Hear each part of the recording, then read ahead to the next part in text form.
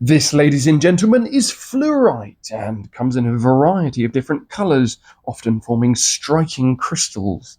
It's chemically composed of calcium and fluorine on the periodic table, represented by the formula CaF2, which basically translates as 1 part calcium and 2 part fluoride ions. One notable thing about fluorite is its overarching physical properties. For example, it has a Mohs hardness of 4, meaning it's relatively soft. I mean, you could scratch it with just a household pocket knife, for example. But also, one of the interesting features of fluorite is the fact that it's often fluorescent, meaning that when it's exposed to ultraviolet light, a UV torch, for example, it can, not always, but can emit vibrant colours, adding to its overarching visual appeal. Now, fluorite famously has a cubic crystal structure, creating this perfect cube shaped specimen. This symmetry makes it a favourite amongst mineral collectors, which is probably pretty convenient because it can be found more or less all over the world, often in hydrothermal veins and sedimentary rocks.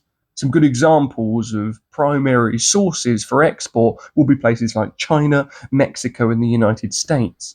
However, and this is something for which I do emit some pride, the United Kingdom, which is the place that I call my home, is generally renowned as being some of the best fluorite in the world.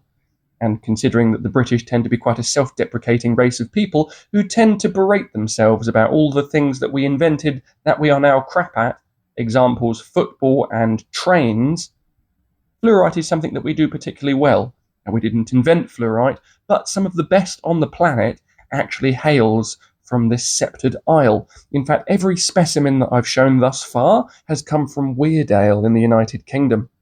It should probably also be noted that it's not just a beautiful mineral, but quite a useful one, especially in the context of industry.